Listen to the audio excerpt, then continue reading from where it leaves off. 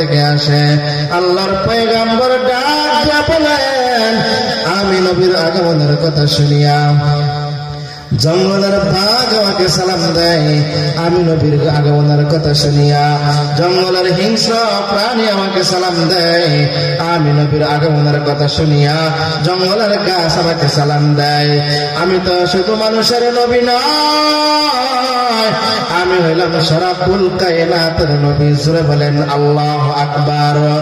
এই জন্যই তো আল্লাহ রাব্বুল আলামিন পবিত্র কোরআনে কারীমের মধ্যে বলেন, ওমা আরসালনাকা ইল্লা রাহমাতাল লিল